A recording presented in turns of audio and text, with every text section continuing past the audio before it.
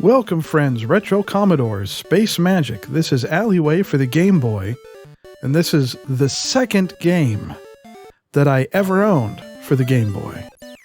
As you can see, it is your standard block-breaking game. I think it was the first block-breaking game for the Game Boy.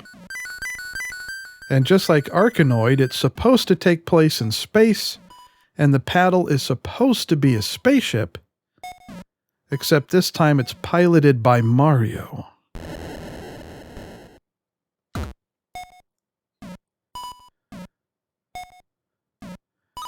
The game doesn't have any power-ups like a lot of block-breaking games do. What's supposed to make this game more unique and set it apart is the various levels, the way the different levels work.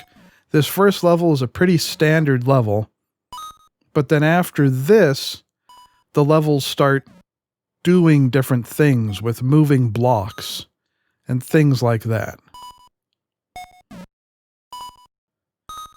Right now with this level, the ball is traveling at a pretty standard speed, but once it hits the darker blocks on top, it starts going faster.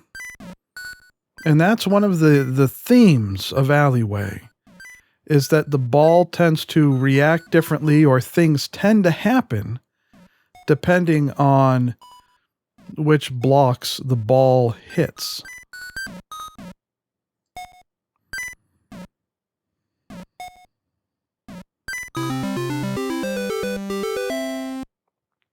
Stage 2.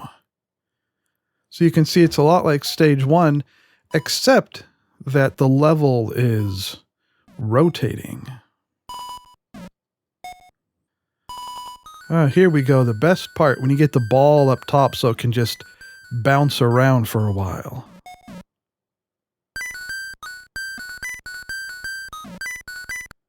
I should point out that while you're actually playing the game, the B and A buttons don't do anything once the ball is launched.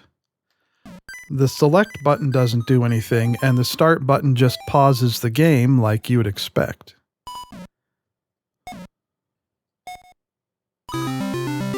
There we go, there's that level. Now this level here, once again, looks like the first level, but the difference is that after you bounce the ball around and hit it around enough, the level starts descending.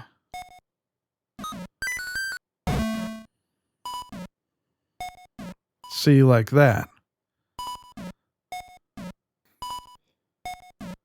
And the longer you play the level, the more quickly it starts descending.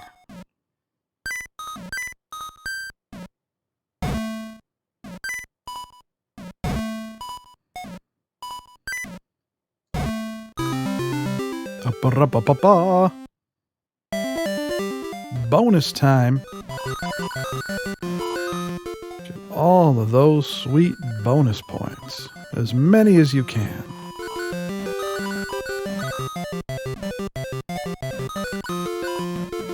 In a way, I guess you could say this was my first Mario game for the Game Boy, considering it does technically have Mario in it as the pilot of the paddle ship.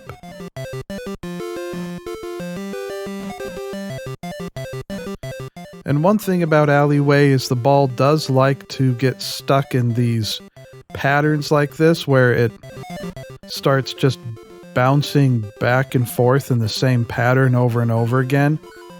I guess just because of the size of the level and the way it's designed allows that to happen.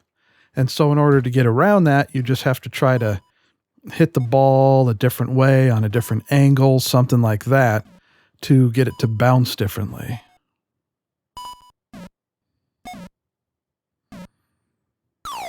Now on this level, as you can see, when you hit the top of the level, it shrinks the paddle.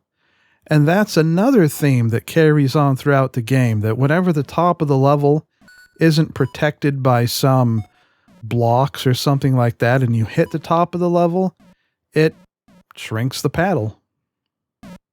When you're down to the last block or the last few blocks on a level, it can really take a long time to hit them, because the ball just keeps bouncing around and not even getting close.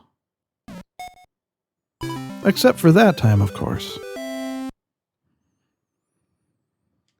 So here we have another level where it's very similar to the previous level, except once again, it's rotating. One block to go. So we're down to that part of the game where you just keep bouncing the ball around and trying to hit that last block. Or you could do that, I mean, that's always an option too. And you can see on this level, once again, when you hit the top of the level, it shrinks the paddle.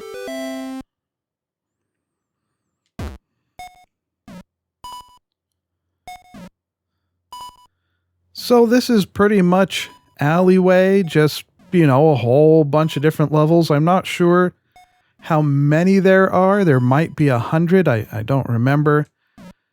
But you just play different variations of the different levels. So as for would I recommend this game? If you really love block-breaking games and you want an early version of one for the Game Boy, then, I suppose. But it's really not that great a game. There just isn't a whole lot going on here. Even with the different level styles and level effects, it's just a very averagey game. So anyhow, I hope you found the video interesting. Remember, liking and subscribing are wonderful things to do. And tune in again next time for more retro fun.